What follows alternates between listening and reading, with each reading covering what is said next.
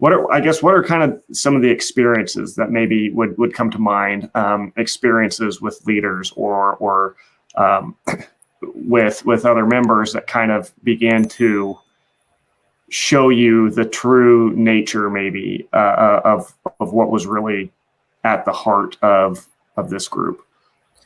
Well, one of the early signs, there was a situation when I was in Manhattan. I told the story on the Play in Traffic podcast, but there was a time where we were all in the church, and then suddenly the church leader told all the female members to get out of the room. Now, he lined us all up, shoulder to shoulder, and there was a good amount of the male members, and it kind of made like a curve, like from one wall turned to another wall. And he started yelling and screaming that he found, like, a child found a used condom inside of the bathroom. And, whose was it? He started to call out people and scream, was it you? You have a problem with sexual immorality? Or have you been masturbating? Have you been going like member to member, throwing accusations at them? And then finally, this one member stood up and he's like, it was mine.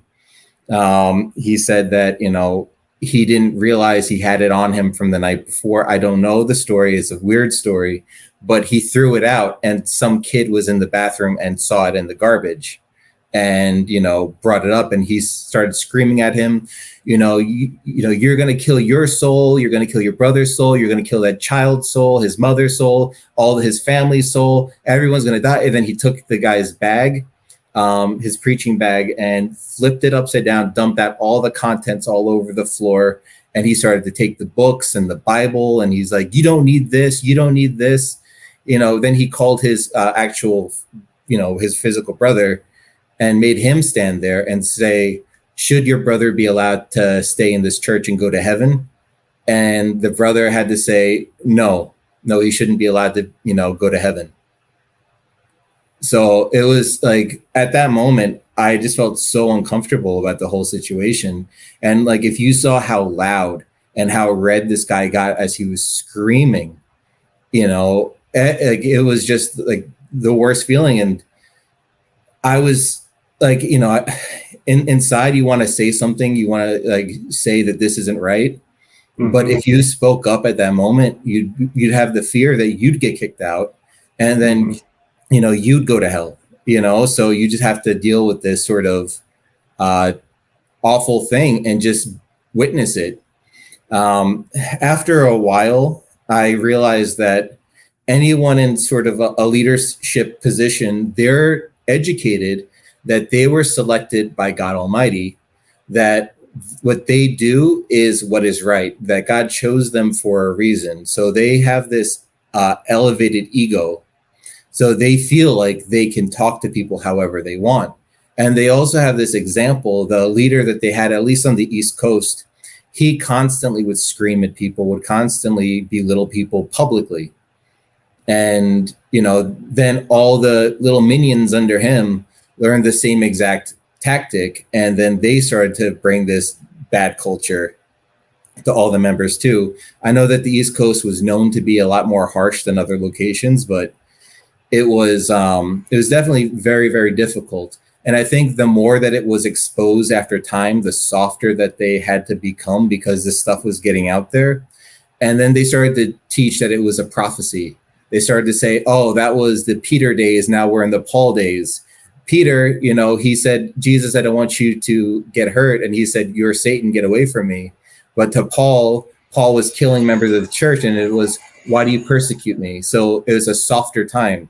Like, we're evolving as a church. We have a different group of members now. So in today's church, they try to cover their tracks a little bit and soften the way that they attack people. But now it's done more in private than publicly. There were some other leaders just like him, but this one, he had a pattern of that. Actually, we went to, he was a leader who went to Florida when I went to Florida. He led the church down there. And actually, he did something like that to me.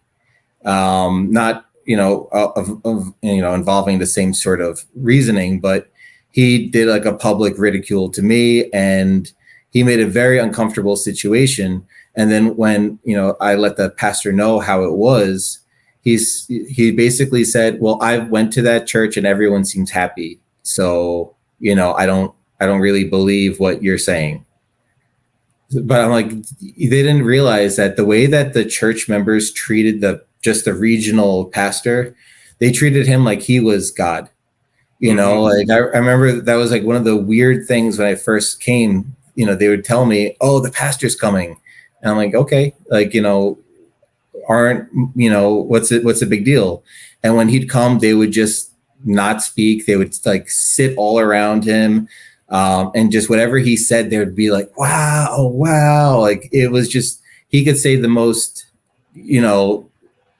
bland thing, and everybody was just wow, because I think it was like the group setting, and they were trained to view anything he said as like this words of wisdom. So when he said, "Oh, I went there and everyone seemed happy," everyone put on a show for him. Everyone acted like they were happy, because if they acted unhappy, how would he react to them? What would he say about them and their spiritual status? So, there was definitely a lot of showmanship done from the members to put on a front, especially depending on which leader was there, because they didn't want to be viewed as the disgruntled or unhappy member who complained about God's church.